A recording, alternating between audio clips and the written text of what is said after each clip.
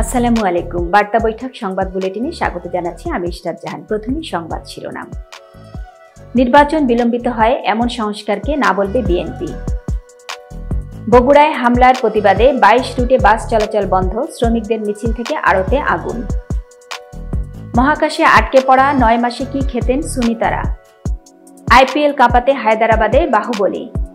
শাহরুখ থেকে অরিজিৎ, আইপিএল এর উদ্বোধনীতে কারা থাকছেন। এতক্ষণ শুনছিলেন শিরোনাম, এবার বিস্তারিত। নির্বাচন বিলম্বিত হয় এমন সংস্কারকে না বলবে বিএনপি। 5টি সংস্কার কমিশনে দেওয়া গুরুত্বপূর্ণ সুপারিশের বিষয়ে জাতীয় ঐক্যমত কমিশন রাজনৈতিক দলগুলোর যে মতামত চেয়েছে বিএনপি তা এখনো দেয়নি। দলটি রাষ্ট্র সংস্কার করবে নির্বাচিত সংসদ এমন নীতিগত অবস্থানের ভিত্তিতে জবাব প্রস্তুত করছে বলে জানা গেছে। সংশ্লিষ্ট সূত্রগুলো জানায়, জনপ্রশাসন, বিচার বিভাগ ও দুর্নীতি দমন কমিশনের মৌলিক সংস্কারে খুব আপত্তি থাকবে না বিএনপি। তবে সংবিধানের মৌলিক সংস্কারে হাত দিলে নির্বাচন বিলম্বিত হতে পারে, তাই এ ধরনের সংস্কার প্রক্রিয়ায় একমত হবে না দলটি।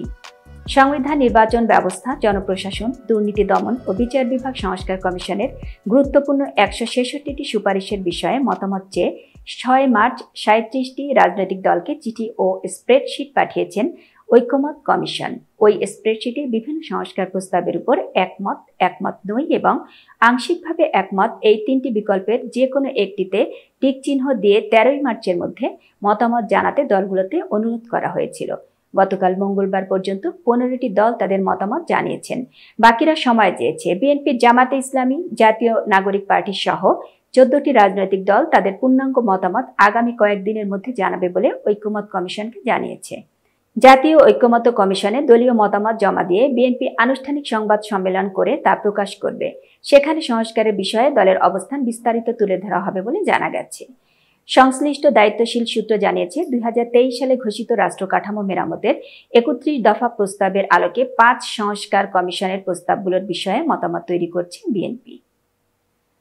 বগুড়ায় হামলার প্রতিবাদে 22 রুটে বাস চলাচল বন্ধ, শ্রমিকদের মিছিল থেকে আড়তে আগুন।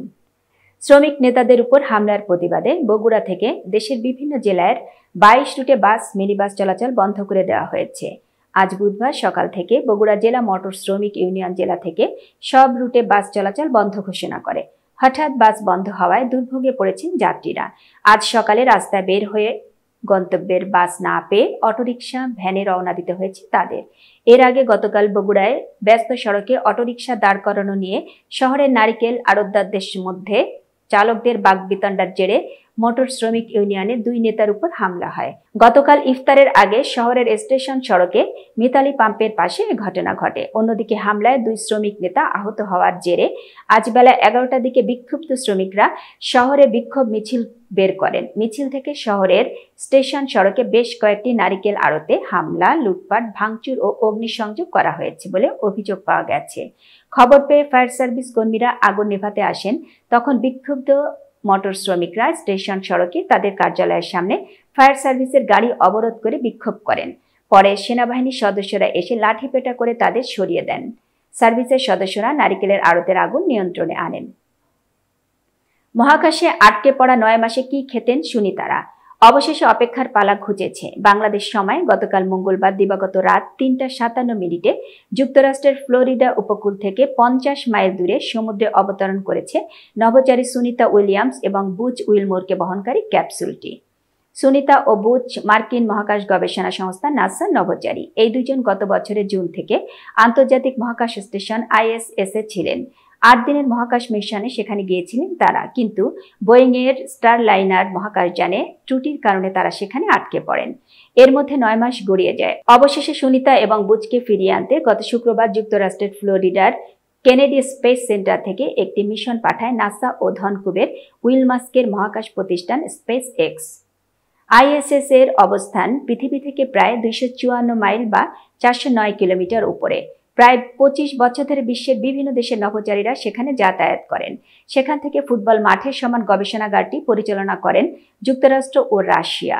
সুনিতার বয়স 59 বছর এবং বুচের 62 বছর। তারা দুজনেই শুরুতে মার্কিন নৌবাহিনীর পরীক্ষামূলক নতুন যান চালানোর পাইলট ছিলেন, পরে নাসায় যোগ দেন। IPL কাঁপাতে হায়দরাবাদে বাহুবলী।